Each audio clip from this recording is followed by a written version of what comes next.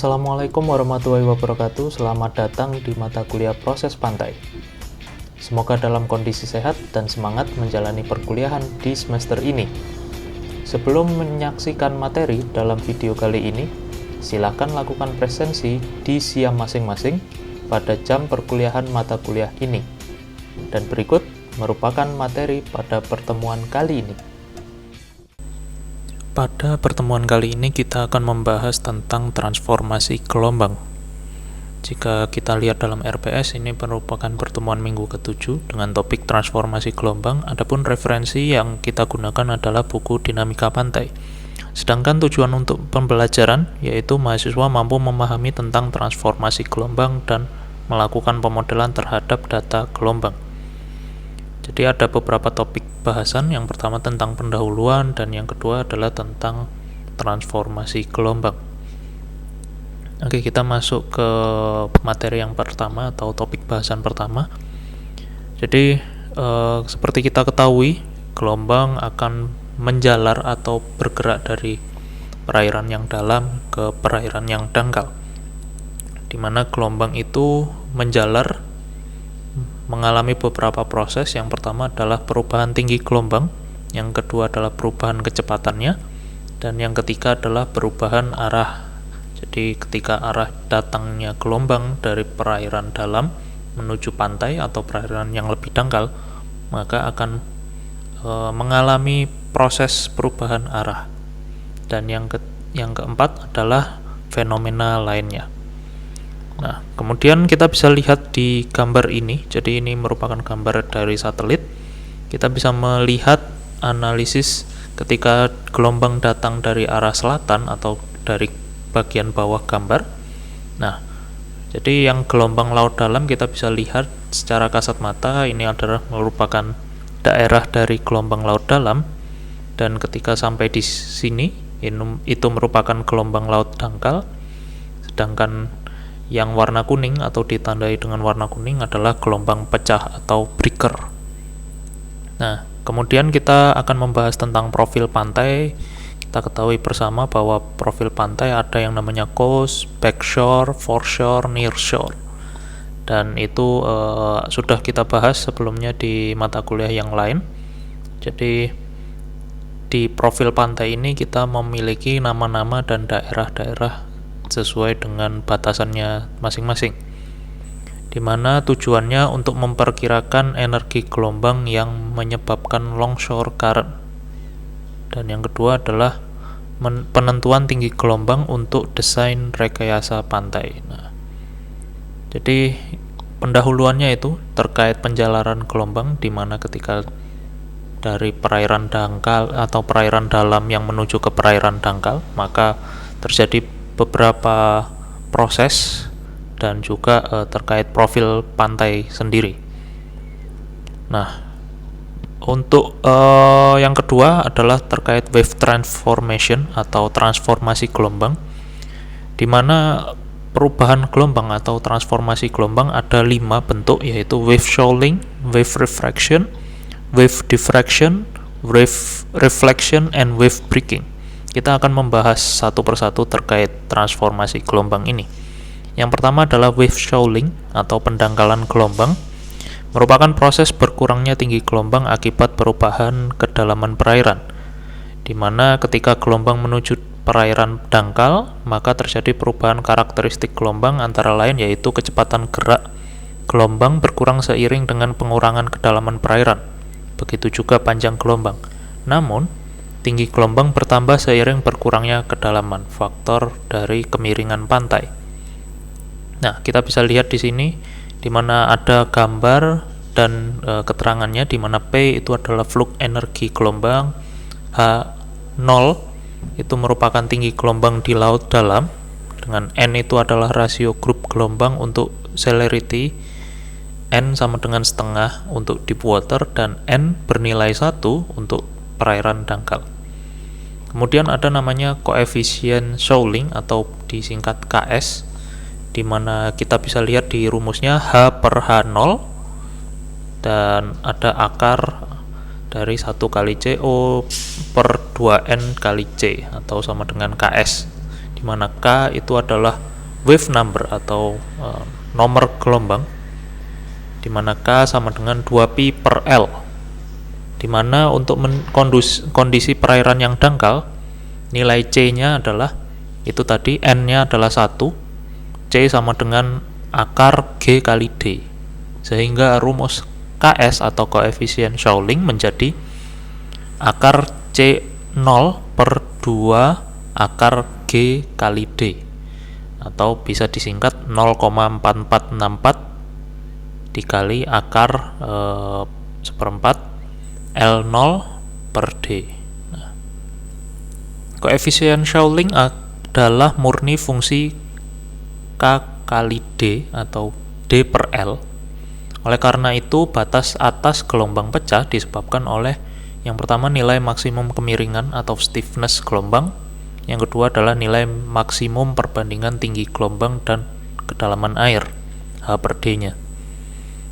Jadi itu untuk transformasi gelombang yang pertama, pendangkalan gelombang atau wave Shawling. Yang kedua adalah wave refraction atau refraksi gelombang. Jadi refraksi gelombang merupakan perubahan arah gerak puncak gelombang mengikuti bentuk kontur kedalaman laut. Jadi Shawling itu adalah Shawling dan refraction itu adalah proses pendangkalan gelombang, di mana kalau Shawling itu ditekankan pada perubahan langsung tinggi gelombang akibat pendangkalan, sedangkan refraction atau refraksi ini perubahan tinggi gelombang karena pembelokan arah gerak puncak gelombang. Selain akibat variasi batimetri, gelombang dapat dibiaskan oleh arus atau fenomena lainnya. Nah, kita bisa lihat di gambar ini ketika profil pantainya atau daerah pantainya, jadi gambar refraksi gelombang dengan pola mengerucut yang A yang sebelah kiri, sedangkan yang B adalah menyebar. Nah, jadi refraksi gelombang, arah gelombangnya berbeda tergantung dari profil pantainya. Kemudian yang ini ada juga contoh refraksi gelombang sepanjang garis pantai yang tidak teratur. Nah, ada yang mengerucut, ada yang menyebar, tergantung dari profil pantainya. Kemudian yang ketiga ada namanya wave diffraction atau difraksi gelombang. Jadi proses pemindahan energi gelombang ke arah daerah yang terlindungi oleh pulau, bukit batu atau karang yang menjorok ke laut atau bangunan pantai. Hal ini menyebabkan timbulnya gelombang di daerah yang terlindungi tersebut. Koefisien difraksi gelombang atau K aksen diperoleh dari perbandingan antara tinggi gelombang di titik yang terlindung dan tinggi gelombang datang. Jadi rumusnya adalah HA sama dengan K aksen kali HP, di mana K aksen adalah sama dengan F buka kurung theta beta R per L tutup kurung, di mana A itu adalah titik awal, titik yang diamati di belakang penghalang, sedangkan P itu adalah ujung breakwater, R itu adalah tinggi gelombang pada suatu tempat di belakang penghalang, dan beta itu adalah sudut antara rintangan dan garis penghubung titik dengan ujung rintangan, sedangkan theta itu merupakan sudut antara arah penjalaran gelombang dan rintangan.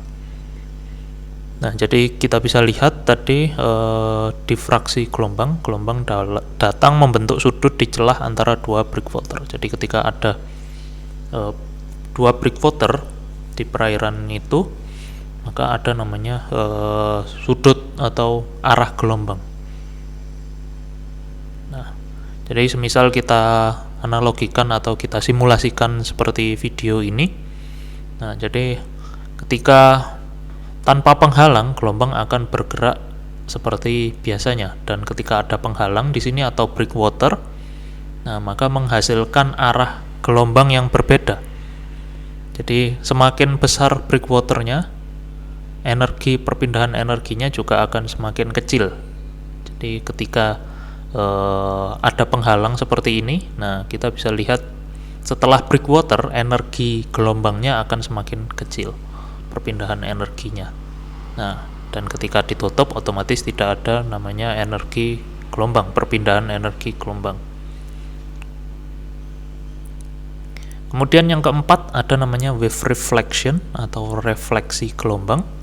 Merupakan proses pantulan gelombang ketika membentur atau mengenai suatu rintangan, di mana gelombang tersebut akan dipantulkan sebagian atau seluruhnya. Tujuan refleksi gelombang penting untuk perencanaan bangunan pantai, terutama pada bangunan pelabuhan. Nah, jadi kita bisa lihat ketika seperti cermin. Jadi ketika kita menghadap ke cermin, maka akan ada pantulannya sama. Jadi gelombang juga bisa memantulkan, proses pantulan gelombang ketika membentur atau mengenai suatu rintangan, di mana mungkin ada breakwater atau ada seawall atau mungkin ada bangunan-bangunan lain yang ada di pantai, sehingga gelombang itu bertransformasi, yaitu reflection atau memantul. Nah, jadi definisi refleksi gelombang kita bisa lihat dengan rumus ini, X sama dengan HR per HI. Nah, jadi ada sudut datang, ada kemudian ketika ada bangunannya nanti akan dipantulkan.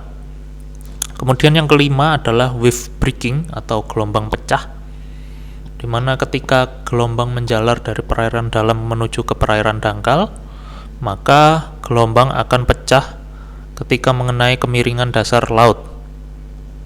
Gelombang pecah dapat semakin tinggi gelombangnya daripada gelombang yang datang ataupun sebaliknya, tergantung kemiringan pantainya. Nah, jadi ada 4 di sini adalah spilling, plugging, surging, dan collapsing. Jadi kita sudah membahasnya ini di mata kuliah dasar terkait bentuk pantai. Nah, jadi ada perhitungannya di sini untuk penentuan tinggi gelombang pecah atau HB dan kedalaman gelombang pecah atau dengan notasi DB dapat ditentukan dari grafik berikut.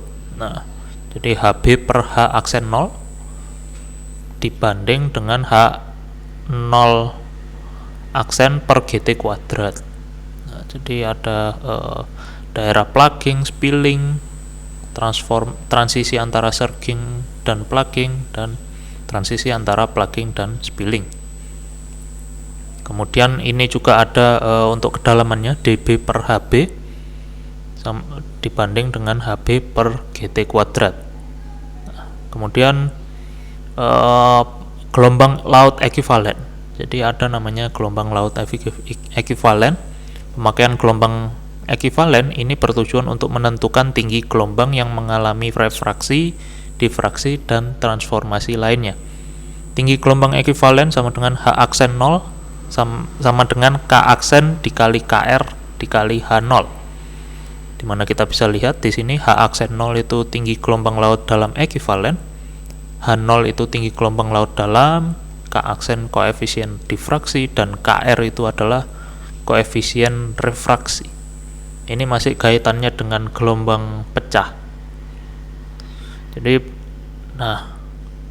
Jadi untuk mengerjakan gelombang pecah itu dihitung tinggi gelombang ekuivalennya menggunakan rumus gelombang ekuivalen, kemudian dihitung nilai H aksen 0 per GT kuadrat, kemudian dilihat pada grafik tinggi gelombang pecah untuk mengetahui nilai tinggi gelombangnya.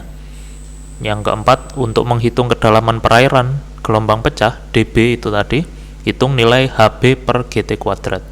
Dan yang terakhir adalah dilihat pada grafik kedalaman gelombang pecah untuk mengetahui seberapa nilai dB-nya. Nah, kemudian ini ada contoh soal, bisa kalian lihat di gambar. Jadi gelombang merambat dari laut dalam menuju pantai dengan kemiringan dasar laut yaitu 1:20. Di laut dalam tinggi gelombang adalah 2 meter dan periode 10 detik.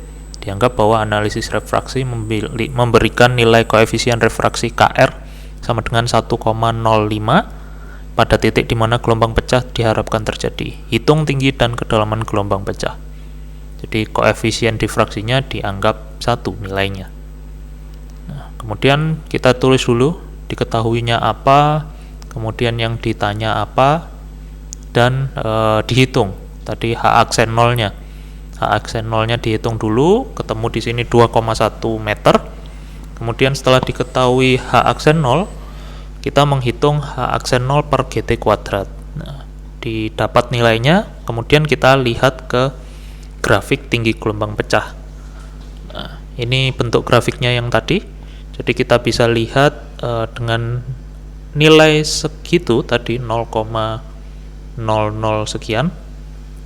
Nah, kita tarik garis dan kita lihat nilai HB per H aksen 0-nya. Di sini adalah kurang lebih 1,5,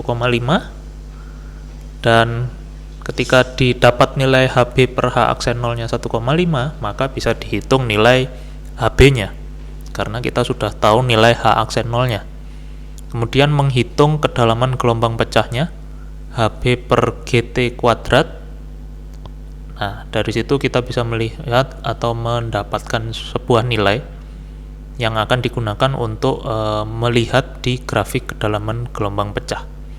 Nah, ini bentuk grafiknya tadi. Jadi untuk menghitung atau mencari nilai dB-nya.